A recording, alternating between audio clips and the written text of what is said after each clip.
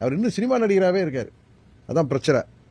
அதை வந்து சினிமா கவர்ச்சின்னு யாரும் சொன்னால் ரொம்ப வருத்தப்படுறாரு, கோவப்படுறாரு. அவரை சேர்ந்த அந்த பரிவாரங்களும் ஆச்சரியக்குறிகளும் ரொம்ப வருத்தப்படுறாங்க. அவருமே அன்னைக்கு திருச்சி மேடையில் அவர் அவருடைய உடல் மொழியே இன்னும் சினிமாவில் வந்து ஷூட்டிங் வரப்ப அவர் ஒவ்வொரு முறை வீட்டை விட்டு வெளியில் வந்ததுலேருந்து அவர் வீட்டுக்கு போகிற வரைக்குமே எல்லாமே ஒரு ஷூட்டிங் பார்க்குற ஒரு அனுபவம் தான் எல்லோருக்குமே ஏற்படுகிறது என்று எல்லோருமே சொல்கிறாங்க. அது சொன்னால் எங்களை பார்த்து பொறாமப்படுறீங்க, நாங்கள் ஆட்சிக்கு வந்துட்டோன்னு எங்களை பார்த்து எதிர்கட்சிகள்லாம் பொறாமப்படுறாங்க, அவர்களெல்லாம் உதிரிகள், அவர்களெல்லாம் தீய சக்திகள், அவர்களெல்லாம் தீர்ந்து போன சக்திகள் அப்படின்னு இந்த சினிமாவிலலாம் அவர் படங்களில் கிளைமேக்ஸ்லலாம் ரொம்ப உணர்ச்சி வசப்பட்டு பேசுவார். அது மாதிரி தான் பேசுகிறாரு. ஒன்று பேசுனா கத்தி பேசுகிறாரு, இல்லை வாயே திறக்க மாட்டுறாரு. அதே முதலமைச்சர் பேசுங்கன்னு சொல்லி மற்றவர்கள் கேட்டாங்களா, நான் கேட்கறது இல்லை. ஏன்னா முதலமைச்சர் பேசினா இப்படி தான் இருக்குங்கிறது என்னால் யூகிக்க முடியுது. மற்றவர்கள் அவரை பேச சொல்லி பார்க்கணும் ஆசைப்படுறப்ப அவர் யார் என்பதை வெளிப்படுத்தி கொண்டிருக்கிறார். அது சட்டமன்றமாக இருக்கட்டும், நேற்று கூட கரூர் மேடையே அப்படி தானே இருந்துச்சு. அவருடைய பாடி லாங்குவேஜ் என்னமோ துக்கத்துக்கு வந்த மாதிரி கருப்பு ஷர்ட்டெல்லாம் போட்டிருக்காரு. ஆனால் அவருடைய பேச்சிலேயோ அவருடைய உடல் மொழியிலேயே எந்த துக்கமும் வெளிப்படல. சினிமாவில் எப்படி ஒரு ரோலில் வந்து டைலாக் பேசுவாங்களோ அது மாதிரி தான் இருக்கே தவிர, அதான் உண்மை, தப்பாக எடுத்துக்காதீங்க. முதலமைச்சர் அவர்கள் அவர் முதல்வர் என்பதை உணர்ந்து செயல்படணும். உடனே சொன்னால் அவருக்கு பரிவாரங்கள் இருக்காங்க. நம்ம மதுரையில் ஒருத்தர் இருக்காரு, நிர்மல்குமார் வந்துச்சு, அதாவது உடனே எல்லாம் அரசியல் விட்டு போங்கிறாரு. அரசியலை விட்டு தமிழ்நாட்டு மக்கள் யாரை வெளியேற்ற வேண்டுமோ அவர்களை உறுதியாக வெளியேற்றுவார்கள். அதுபோல ஏதோ வாழ்வு வந்து விட்டதற்காக தான் இப்படி அர்த்தராத்தில் கொடை பிடிக்க வேண்டாம் தான் அவங்களுக்கு சொல்கிறேன். அது எல்லோருக்கும் சேர்த்தே சொல்கிறோம். அவருடைய பேச்சு துணி அப்படிதான் இருக்கு. ஒரு அகம்பாவம் அகங்காரம் தான் தெரியுதே தவிர அதுல ஒரு தன்மையே இல்லை.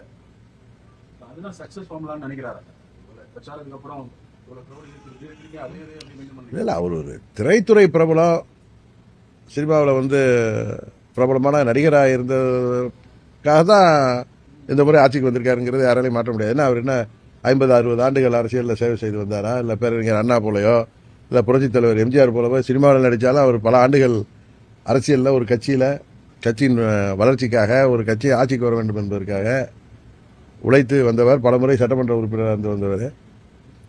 அதான் சொல்லுவாங்கல்ல, சில பேருக்கு சில குருட்டு யோகம் குதிர்த்து அதிர்ஷ்டம். அதுபடி அவர் வந்தது சினிமா கவர்ச்சியை வச்சு தான். சினிமா நடிகர் இல்லைன்னா விஜய் யாருக்கு தெரியும்? உண்மைதானே? அதனால் அவர் வந்தது சினிமாவில் இருந்தால் அவருக்கு உள்ள அந்த ஃபெமிலியாரிட்டியை வச்சு தான். அவர் சொல்கிறாருல, வீட்டில் எல்லாம் குழந்தைகள்லாம் டிவியில் பார்ப்பாங்கன்னு. தமிழ்நாடு முழுவதும் ஒரு 69 படங்களில் பல ஆண்டுகள் நடித்து சினிமா துறையில் சக்ஸஸ்ஃபுல்லாக இருந்ததுனால அந்த பிரபலத்தை வைத்து இன்றைக்கு 60 ஆண்டு கால திராவிட ஆட்சிகளுக்கு ஒரு மாற்று வேண்டும் என்ற எண்ணத்தில் மக்கள் அவரைக்கு 108 தொகுதிகள் தான் கொடுத்தாங்க. பெரும்பான்மை கொடுக்கல.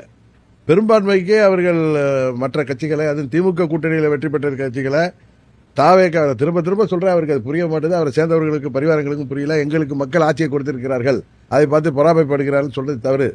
நீங்கள் 118 எடுக்கலை, நீங்கள் யார்கிட்டெல்லாம் ஆதரவு வாங்கியிருக்கீங்க அப்படிங்கிறத யோசிச்சு பாருங்க. உங்களை எதிர்த்து இப்போ அதில் திரு விஸ்வநாதன் அவர்கள் அமைச்சராக இருக்காருன்னா காங்கிரஸ் கட்சி சேர்ந்தார். அவர் மேலூரில் தாவேக்கா வேட்பாளரை எதிர்த்து தான் ஜெயிச்சு வந்திருக்கார். அது கிள்ளியூர் சட்டமன்ற உறுப்பினராக இருக்கட்டும். அங்கே இங்கே ஆதரவு கொடுக்குறாங்களே, கம்யூனிஸ்டில் 2 கம்யூனிஸ்ட்டை சேர்ந்த 4 உறுப்பினர்கள், விசிகே சேர்ந்த 2 உறுப்பினர்கள், ஐயுஎம்எல்ஏ சேர்ந்த 2 உறுப்பினர்கள், எங்கள் கட்சியில் தட்டி தூக்குனாங்களே அந்த உறுப்பினர், எல்லாருமே காங்கிரஸ் கட்சியை சேர்ந்தவர்கள் மாத்திரம் இல்லை, எல்லாருமே அந்த 11 பேர் வருதா, 11 பேருமே திமுக கூட்டணியிலேருந்து வெற்றி பெற்றவர். அமமுகவிலேருந்து தட்டி தூக்கப்பட்டவர் வந்து அதிமுக கூட்டணியிலேருந்து வெற்றி பெற்றவர். இவர்கள் ஆதரவோடு ஒரு கூட்டணி ஆட்சி அமைச்சிட்டாங்கிறாங்க. இது வந்து இதை வேற மாதிரி சொன்னா ராஜாவை சொன்ன மாதிரி நீங்க என்னிட்ட கண்டனம் தெரிவிப்பீங்க. இது வந்து அவங்க கூட்டணியில இருந்து யாரும் ஜெயிச்சு வந்தவங்க கிடையாது. அவரை எதிர்த்து ஜெயித்து வந்தவர்களோட அவர்கள் ஏதோ ஒரு காரணத்தை சொல்லிக்கொண்டு இந்த ஆட்சி ஜனாதிபதி ஆட்சி வந்துவிடக்கூடாது என்பதற்காக இந்த ஆட்சிக்கு ஆதரவு கொடுத்திருக்கிறார்கள். அதுல இருந்து தப்பிக்குவதற்கு தான் அவருக்கு காங்கிரஸ் மேலேயும் நம்பிக்கை இருக்கான்னு தெரியல, கம்யூனிஸ்டுகள் மேலேயும் நம்பிக்கை இருக்கான்னு தெரியல, மற்ற விசிகே ஐயுஎம்எல் மேலேயும் நம்பிக்கை இல்லைங்கிறதுனால தான் அதிமுக சட்டமன்ற உறுப்பினர்களை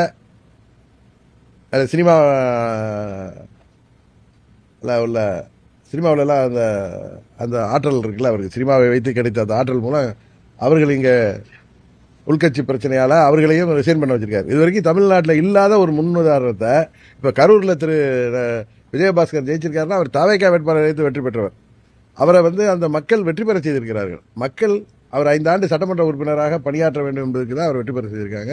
அது விஜயபாஸ்கராக இருக்கட்டும், மற்ற அந்த 6 பேராக இருக்கும் அதிமுகலேருந்து ரிசைன் பண்ணவங்க அத்தனை பேருமே அந்த தொகுதியில் 5 ஆண்டுகள் சட்டமன்ற உறுப்பினராக தங்களுக்கு பணியாற்ற வேண்டும் என்று இரட்டை இலையில் வெற்றி பெற்றவர்கள். அவர்களை இந்த அவதார புருஷர் அவர்களுக்கு ஆட்சி அதிகாரம் இருக்கு, அவர்களா என்னை பார்த்து வந்துட்டாங்கன்னு சொல்றது ஒரு சின்ன குழந்தை கூட நம்பாது. அவர்களுக்கு ஏதோ கன்சிடரேஷன், ஏதோ அவர்களுக்கு நான் தருகிறேன் அது தருகிறேன் சொன்னதுனால தான் அவர்கள் வந்திருக்கிறார்கள். அதை தான் குதிரை பேருன்னு சொன்னால் கோச்சிக்கிறாங்க அவங்க. அவரோட சேர்ந்த பெரிய ஒரு வைகோவும் கோச்சிக்கிறார். இன்னொரு கட்சி எம்எல்ஏவை, இன்னொரு கூட்டணியில் ஜெயித்தவர்களை தங்களுக்கு ஆதரவாக அமைச்சர் பதவி கொடுத்து ஆட்சியில் வைத்திருப்பதும், எதிர்கட்சிகள் இருந்த சட்டமன்ற உறுப்பினர்களை ஆதரவாக வச்சிருப்பதும் ஒரு ஊழல் தான். அது ஒரு ஊழல் தான், லஞ்சத்தை சேர்ந்தா. அது மாதிரி 6 சட்டமன்ற உறுப்பினர்களை, அதிமுக உறுப்பினர்களை ரிசைன் பண்ண வச்சதும் ஊழல்ல தான் சேரும் அது. அதனால இவங்க தூய சக்திங்கிறதெல்லாம் சும்மா தமிழ்நாட்டை அழிக்க வந்த நாசகார சக்தியாகத்தான் எல்லோரும் அதை பார்க்க தொடங்கியிருக்கிறார்.